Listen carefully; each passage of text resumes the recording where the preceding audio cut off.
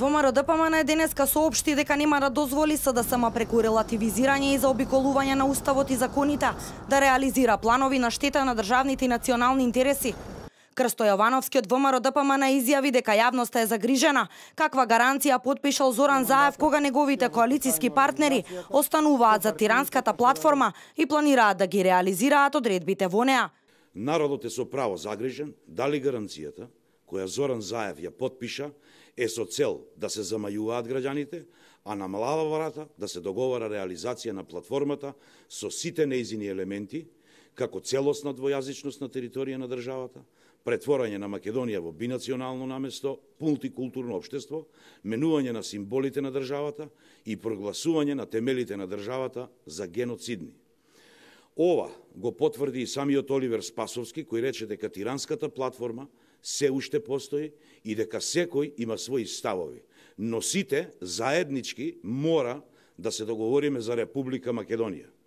Ваквите дилеми за декларацијата потпишана од албанските политички партии во земјава повторно се појавија откако лидерот на БЕСА Билал Касами во дебатна емисија кажа дека потписниците на истата во ниту еден момент не се откажале од неа, само неколку часа по гаранциите кои Заев му ги даде на Иванов за заштита на унитарноста на државата.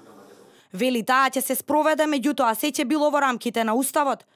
Лидерот на ДУИ Али Ахмети пак во интервју за тетовската телевизија Арт деновиве рече дека еден од првите приоритети на новата влада ќе биде уредувањето на албанскиот јазик како второфицијален. Статуси и џунгës shqipe do të rregullohet me ligj ashtu siç e kërkon edhe vetë Marrëveshja e Ohrit dhe Republika dhe Kushtetuta e Republikës së Maqedonisë, gjuhën të cilën e flasin mbi 20% të qytetarëve, gjithashtu është gjuhë zyrtare. Dhe do të kërkohen avancimi çështjeve që ka të bëjnë me çështjet ndëretnike dhe çështjet tjera që Maqedonia të jetë një shtet funksional. Në këtë drejtim është edhe kërkesa e lëvizjes BESA për ridefinimin e Maqedonisë, që Maqedonia një herë për gjithmonë të tej kaloj këto probleme të cilat po rikthehemi çdo 10-15 vite.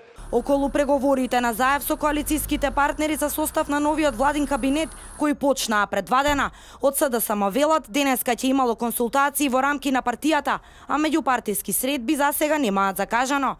Од утре се очекува средба на Заев и со Алијансата на албанците на Зијадин Села. Предходно Заев се сретна со лидерот на ДУИ Али Ахмети, а вчера и БЕСА ги почна преговорите со СДСМ за новата влада. Иако од партиите вклучени во преговорите не откриваат детали, политичките партнери по сите средби со синхронизирани изјави дека принципите врз кои треба да се темели идната влада засега се единствената тема на која разговараат партиите од парламентарното мнозинство.